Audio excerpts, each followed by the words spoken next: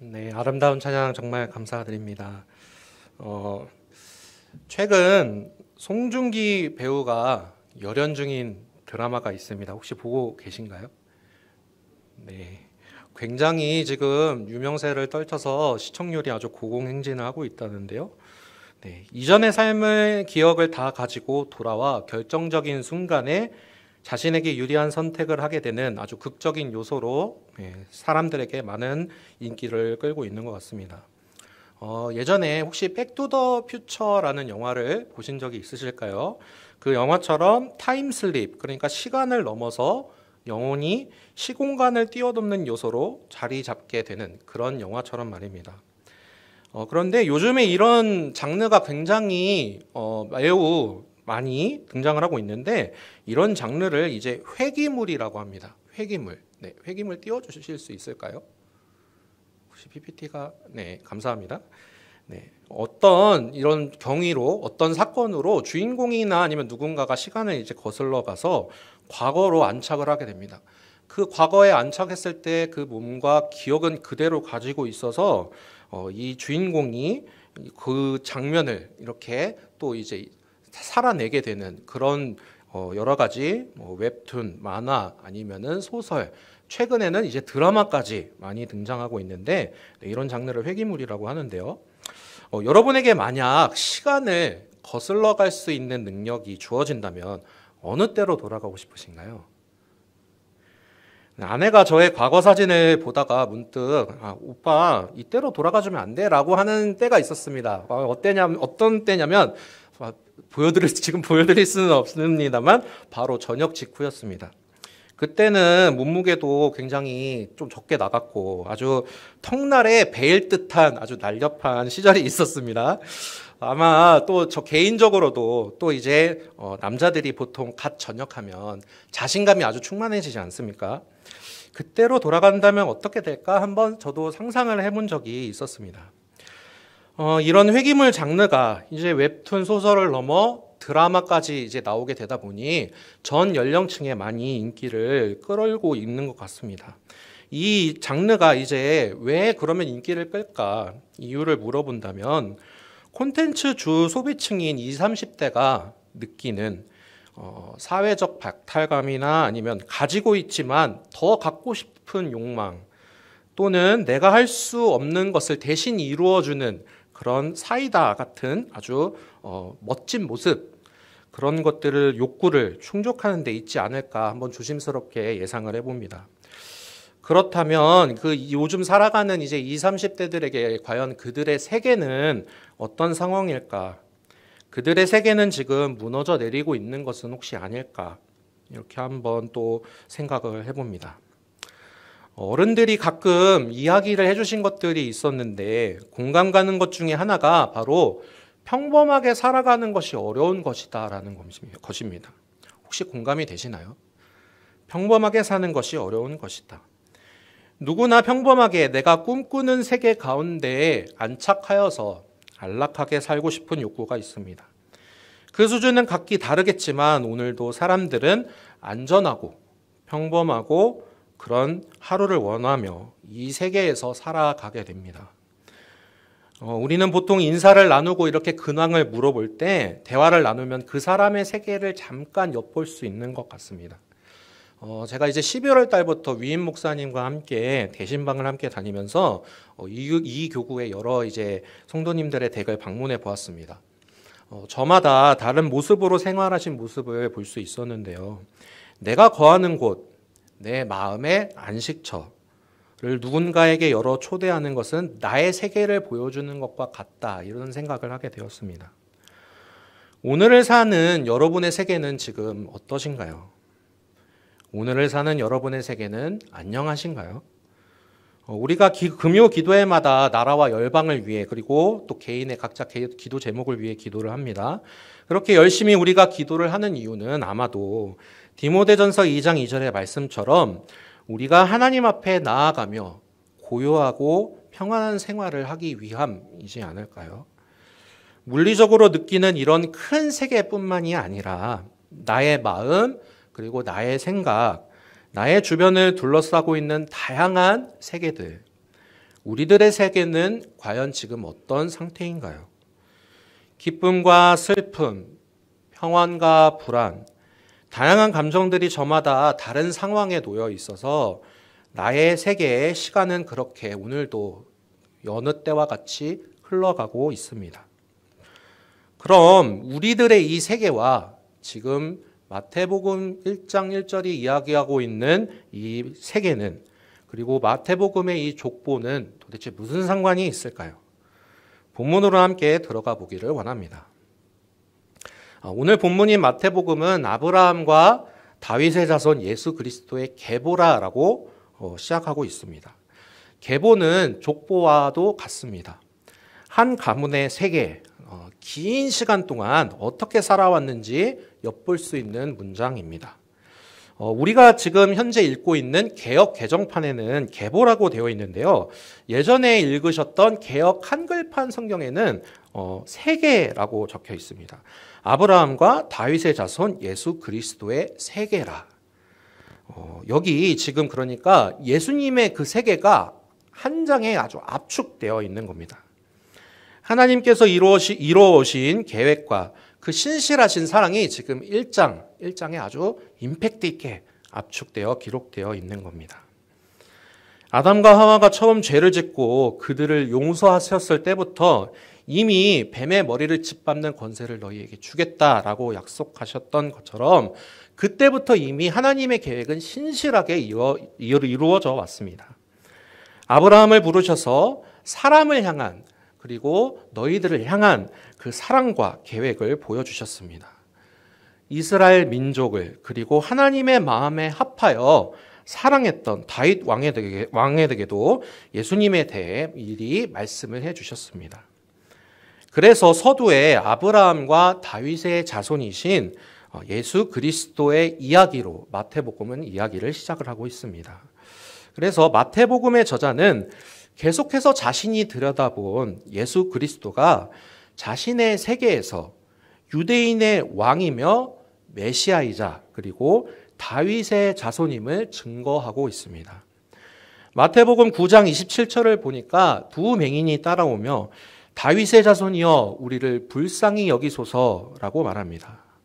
그리고 15장 22절에서는 가나안 여인이 주 다윗의 자손이여 나를 불쌍히 여기소서 말하며 자신의 귀신 들린 딸을 귀신을 내쫓아달라고 간청합니다.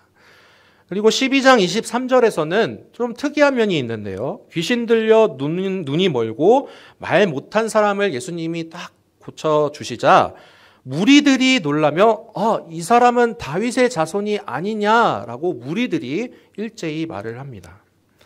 많은 사람들이 왜 그토록 예수님을 다윗의 자손이다라고 증언한 것을 마태는 지금 기록하고 있는 걸까요? 마태복음은 흔히 유대 공동체를 위해 적은 복음서라고 많이 이야기를 합니다. 그렇기에 마태복음의 그 글의 구성이 유대인들의 그 지혜 문학에서 나타나는 수미상관식 구조나 아니면 대칭 구조로 이루어진 점, 예수님이 유대인의 왕 그리고 메시아, 다윗의 자손임을 강조한 점을 우리는 엿볼 수 있을 것 같습니다.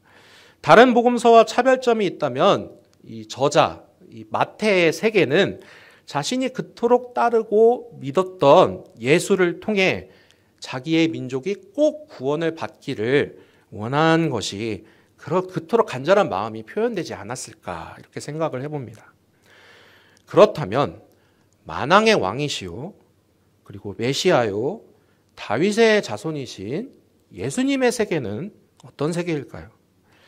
잠시 아브라함과 다윗을 조명을 해보면 잘 아시다시피 아브라함은 이삭을 낳고 이삭이 야곱을 낳고 그 12아들들이 이스라엘 공동체를 형성하게 됩니다.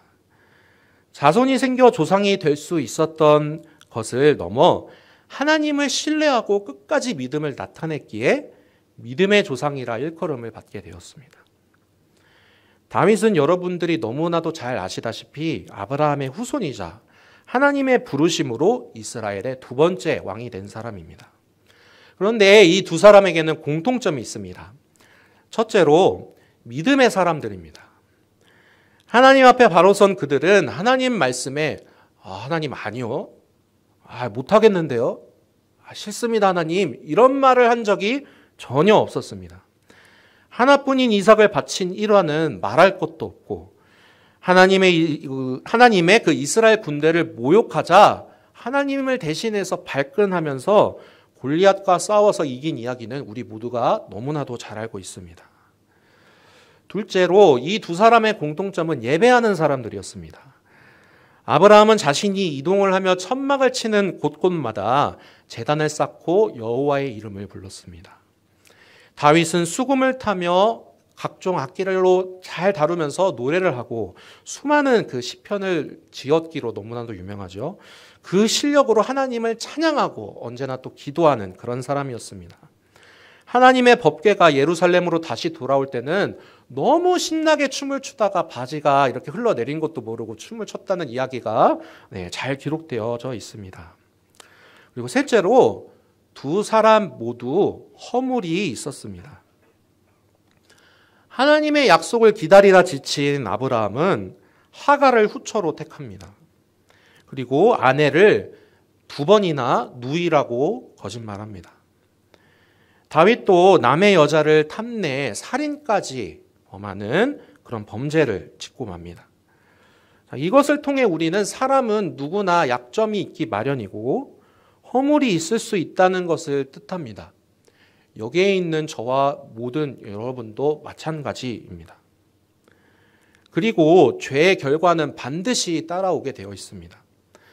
아브라함은 사라와 하갈 그리고 이스마엘과 이삭의 갈등으로 집안 내에 갈등이 끊이지 않았습니다.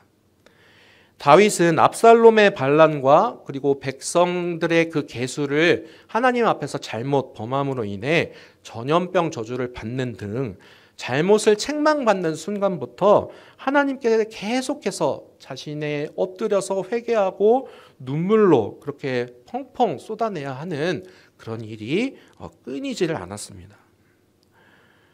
이렇게 보면 한 민족의 아버지라 일컫는 아브라함이나 그리고 한 나라의 왕이었던 다윗도 하나님 앞에서는 결국 사람이었습니다. 그 사람들의 세계는 결국 우리와 다르지 않았습니다. 하나님 앞에서 믿음의 사람들이었고 예배하는 사람들이었고 하지만 어쩔 때는 죄 앞에 넘어져 허물이 있던 그런 보통의 사람들이었습니다. 하지만 그들은 믿음을 계속해서 잡고 일어섰고 하나님의 명령대로 생육하고 번성하여서 계속해서 자손들을 이어갔습니다. 우리가 다 읽지는 않았지만 마태복음 1장 1절과 17절 사이에 있는 5명의 여인을 한번 이번에는 관찰해보고자 합니다. 3절에 다말이라는 여성이 등장합니다. 화면 보여주실까요? 다말은 창세기 38장에 등장하는 여인입니다. 그녀는 남편이 병으로 죽자 대를 잇기 위해 시아버지 유다를 속이고 동침하여 아들을 낳습니다. 5절에 등장하는 라합은 이방인임에도 불구하고 이스라엘의 그 정탐꾼을 숨겨주어서 살아남은 그 가족인데요. 이스라엘 민족과 동행하게 되었고 예수님의 족보에 오르게 됩니다. 5절에 동시에 이제 있는 룻도 역시 잘 아시는 대로 이방인이었지만 어머님의 하나님이 나의 하나님입니다 라고 믿음을 고백하면서 믿음으로 나아갔을 때 그 후에 보아스를 만나 예수님의 족보에 오르게 됩니다. 6절에 우리아의 아내 밧세바는 하나님이 보시기에 악한 관계임에도 불구하고 눈물로 통회하고 회개하며 그 모습을 보시고 2번째 아들을 낳게 해주셨는데 그 왕이 바로 솔로몬입니다.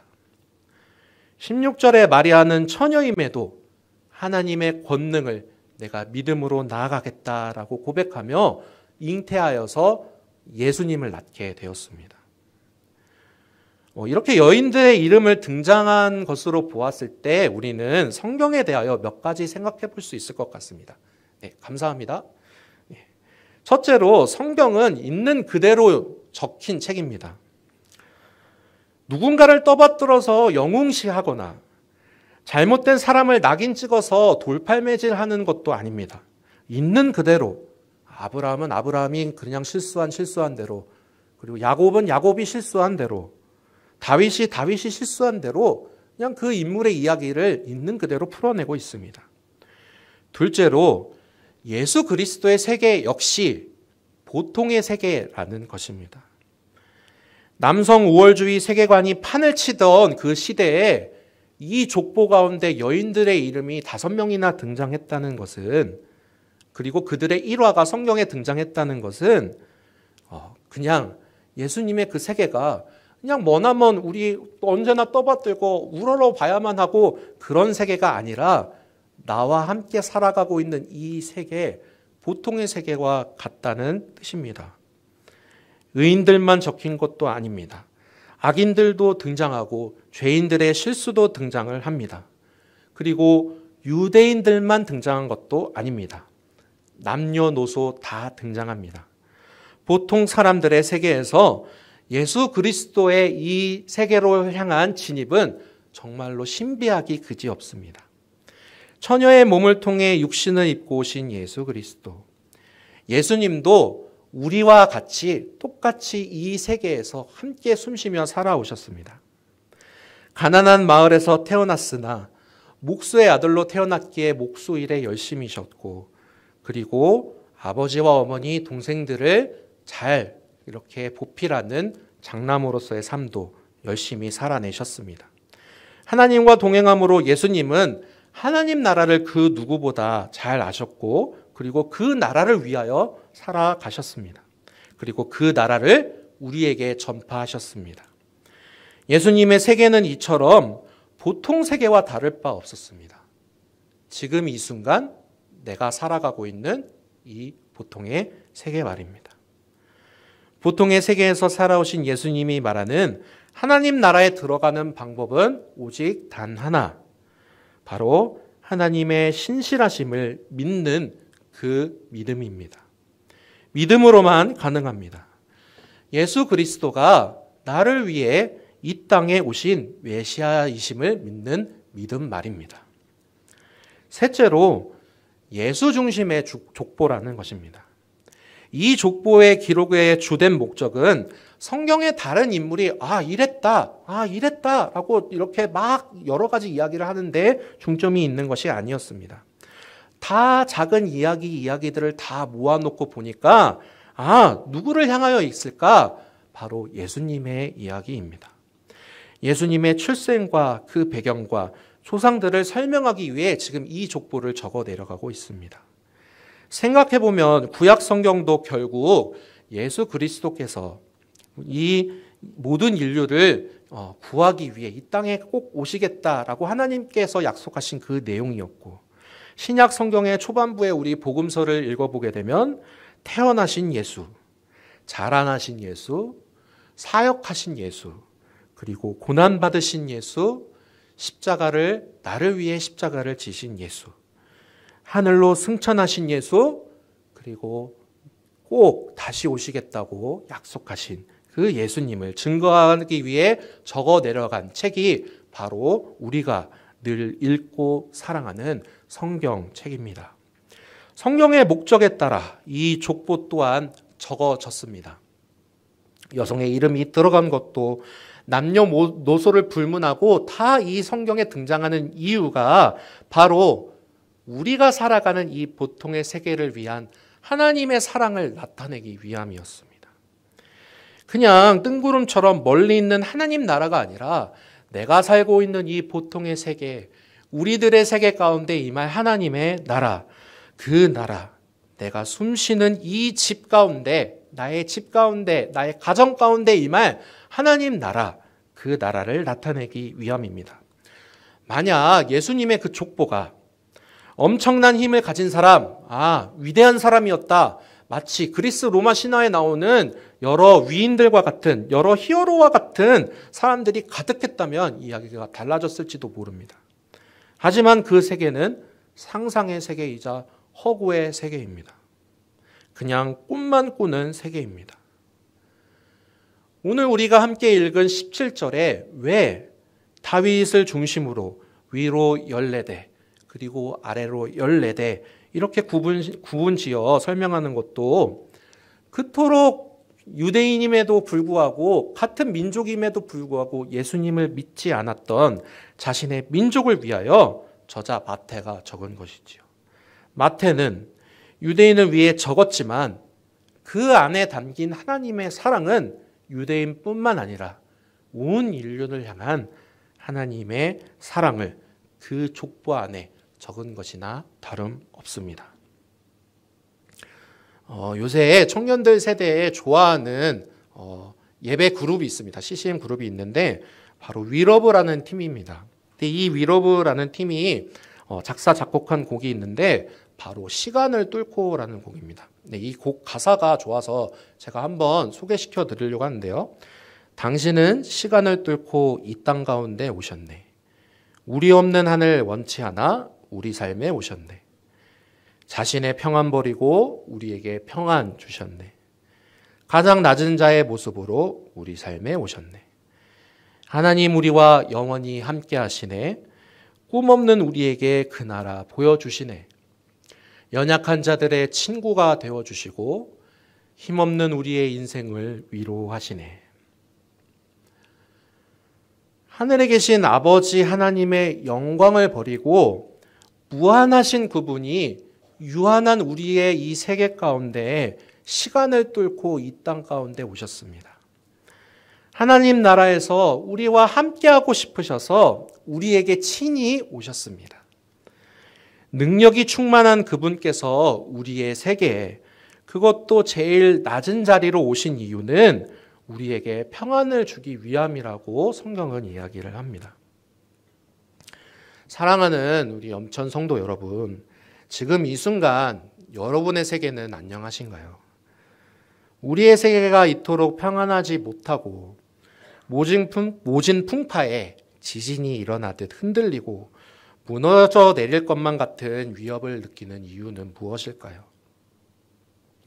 나의 세계가 예수 그리스도의 세계와 합쳐지는 순간 풍랑은 여전할지 몰라도 견딜 수 있는 힘과 믿음이 생길 줄로 믿습니다.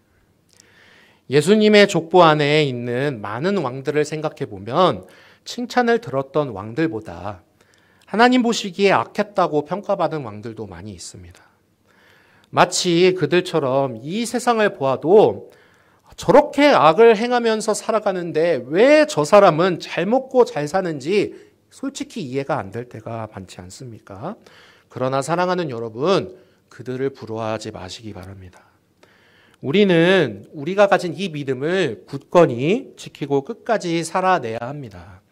왜냐하면 우리의 삶의 끝에 분명히 그리스도의 심판대 앞에 서서 각각 선악간에 그 몸으로 행한 것을 반드시 심판을 받기 때문입니다. 사랑하는 성도 여러분, 대림절 세 번째 주일을 맞이한 오늘 사랑과 나눔 그리고 기쁨의 초를 우리가 밝혔습니다. 나를 위해 이 땅에 오신 예수 그리스도, 예수님의 세계가 여러분에게는 지금 어떤 세계입니까?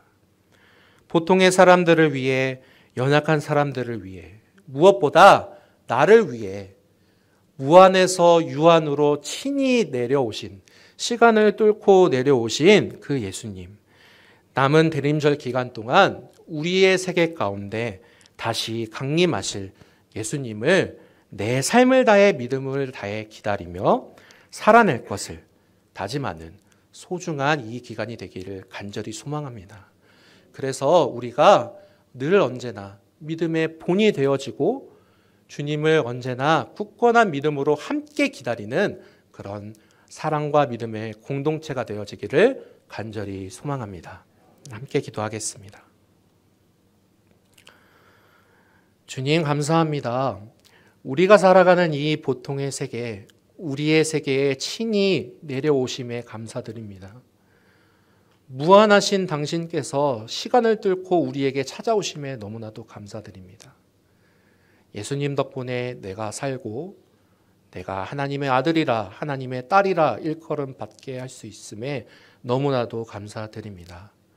간절히 바라기는 우리가 이 믿음 굳건하게 잃지 않고 언제나 반석 위에 서서 다시 오실 예수 그리스도를 언제나 기다리는 그런 믿음의 성도가 될 수 있도록 주님 우리를 축복하여 주옵소서. 감사드리며 예수님의 이름으로 기도드립니다.